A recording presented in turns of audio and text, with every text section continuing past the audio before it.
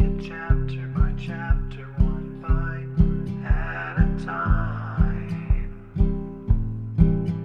So many adventures and mountains we can climb. Take it word for word, line by line, one bite at a time.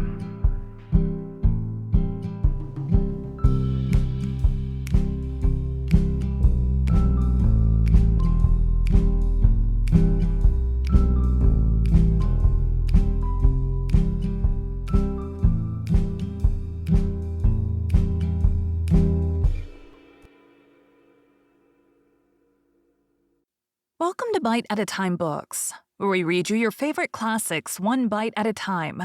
My name is Bree Carlile, and I love to read, and wanted to share my passion with listeners like you. If you want to know what's coming next and vote on upcoming books, sign up for our newsletter at biteatatimebooks.com. You'll also find our new t-shirts in the shop, including podcast shirts and quote shirts from your favorite classic novels. Be sure to follow my show on your favorite podcast platform so you get all the new episodes.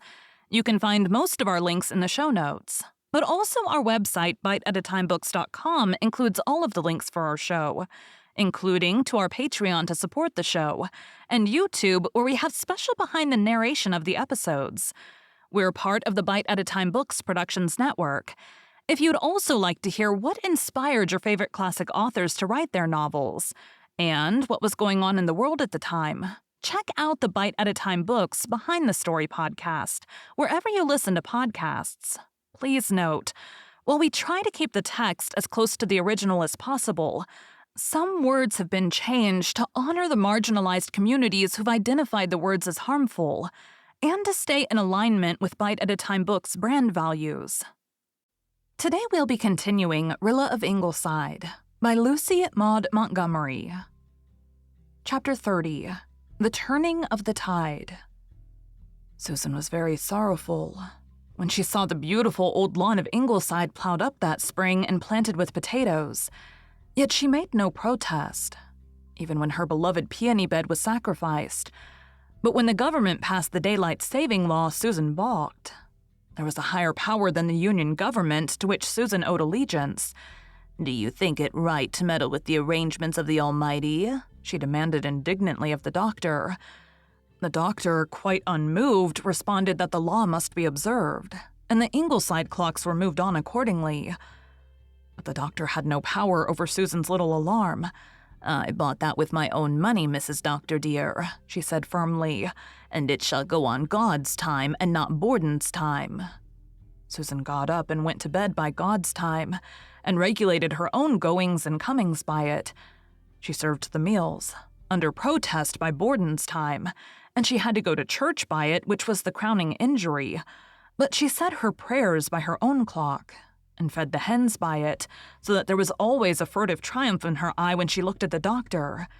She had got the better of him by so much at least.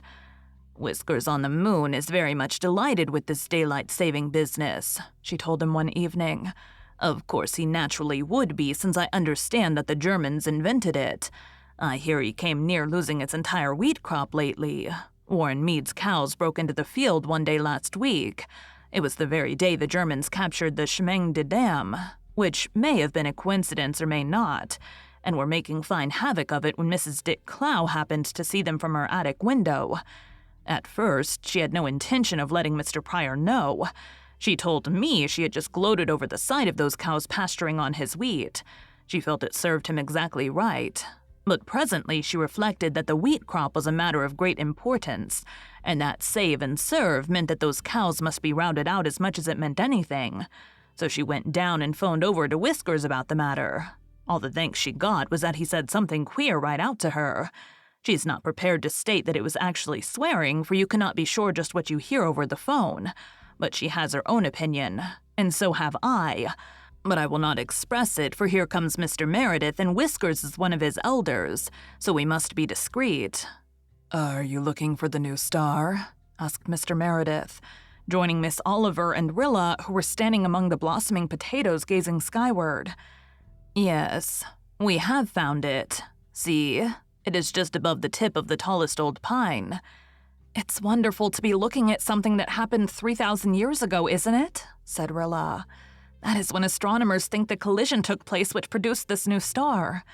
It makes me feel horribly insignificant," she added under her breath. "Even this event cannot dwarf into what may be the proper perspective in star systems. The fact that the Germans are again only one leap from Paris," said Gertrude restlessly. "I think I would like to have been an astronomer," said Mr. Meredith dreamily, gazing at the star. "There must be a strange pleasure in it," agreed Miss Oliver. "An unearthly pleasure in more senses than one. I would like to have a few astronomers for my friends." "Fancy talking the gossip of the hosts of heaven," laughed Rilla. "I wonder if astronomers feel a very deep interest in earthly affairs," said the doctor. "Perhaps students of the canals of Mars would not be so keenly sensitive to the significance of a few yards of trenches lost or won on the Western Front. I've read somewhere," said Mr. Meredith, "that Ernest Renan wrote one of his books during the siege of Paris in 1870, and enjoyed the writing of it very much. I suppose one would call him a philosopher." "I've read also," said Miss Oliver, "that shortly before his death he said that his only regret in dying was that he must die before he had seen what that extremely interesting young man, the German emperor, would do in his life. If Ernest Renan walked today and saw what that interesting young man had done to his beloved France, not to speak of the world, I wonder if his mental detachment would be as complete as it was in 1870. "I wonder where Jem is tonight," thought Rilla in a sudden bitter inrush of remembrance. It was over a month since the news had come about Jem. Nothing had been discovered concerning him in spite of all efforts. 2 or 3 letters had come from him written before the trench raid, and since then there had been only unbroken silence. Now the Germans were again at the Marne, pressing nearer and nearer Paris. Now rumors were coming out of another Austrian offensive against the Piave line. Rilla turned away from the new star, sick at heart. It was one of the moments when hope and courage failed her utterly, when it seemed impossible to go on even one more day. If only they knew what had happened to Jem.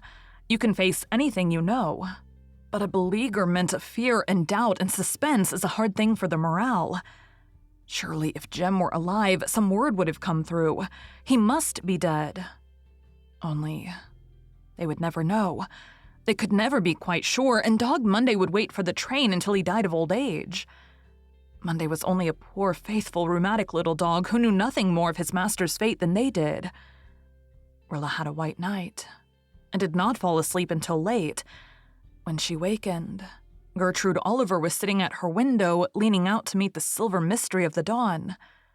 Her clever, striking profile with the masses of black hair behind it came out clearly against the pallid gold of the eastern sky.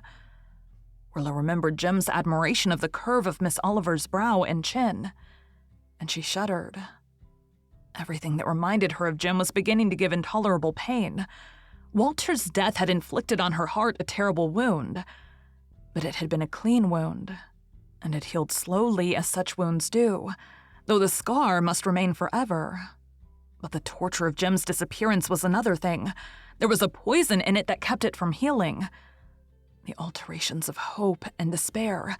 The endless watching each day for the letter that never came. That might never come. The newspaper tales of ill usage of prisoners. The bitter wonder as to Jem's wound, all were increasingly hard to bear. Gertrude Oliver turned her head. There was an odd brilliancy in her eyes. "Rilla, I've had another dream." "Oh, no, no," cried Rilla, shrinking. Miss Oliver's dreams had always foretold coming disaster. "Rilla, it was a good dream. Listen, I dreamed, just as I did 4 years ago, that I stood on the veranda steps and looked down the glen, and it was still covered by waves that lapped about my feet. But as I looked, the waves began to ebb, and they ebbed as swiftly as 4 years ago they rolled in, ebbed out and out to the Gulf, and the glen lay before me beautiful and green with a rainbow spanning Rainbow Valley, a rainbow of such splendid color that it dazzled me, and I woke. Rilla Blythe, the tide has turned." "I wish I could believe it," sighed Rilla. "'Sooth was my prophecy of fear. Believe it when the ogres cheer,'" quoted Gertrude almost gaily. I tell you, I have no doubt. Yet in spite of the great Italian victory at the Piave that came a few days later, she had doubt many a time in the hard month that followed. And when in mid-July the Germans crossed the Marne again, despair came sickeningly. It was idle, they all felt, to hope that the miracle of the Marne would be repeated. But it was. Again, as in 1914, the tide turned at the Marne. The French and the American troops struck their sudden smashing blow on the exposed flank of the enemy, and with the almost inconceivable rapidity of a dream, the whole aspect of the war changed. "The Allies have won 2 tremendous victories," said the doctor on the 20th July. "It is the beginning of the end. I feel it. I feel it," said Mrs. Blythe. "Thank God," said Susan, folding her trembling old hands. Then she added under her breath, "But it won't bring our boys back."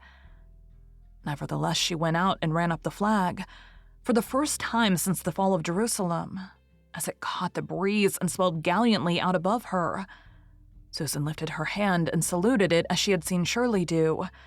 "We've all given something to keep you flying," she said. 400,000 of our boys gone overseas, 50,000 of them killed, but you are worth it." The wind whipped her gray hair about her face, and the gingham apron that shrouded her from head to foot was cut on lines of economy, not of grace. Yet somehow, just then, Susan made an imposing figure. She was one of the women, courageous, unquailing, patient, heroic, who had made victory possible. In her, they all saluted the symbol for which their dearest had fought. Something of this was in the doctor's mind as he watched her from the door. "Susan," he said, when she turned to come in, "from first to last of this business, you have been a brick." Thank you for joining Bite at a Time Books today, while we read a bite of one of your favorite classics. Again, my name is Bree Carlile, and I hope you come back tomorrow for the next bite of Rilla of Ingleside. Don't forget to sign up for our newsletter at biteatatimebooks.com and check out the shop. You can check out the show notes or our website, biteatatimebooks.com, for the rest of the links for our show. We'd love to hear from you on social media as well.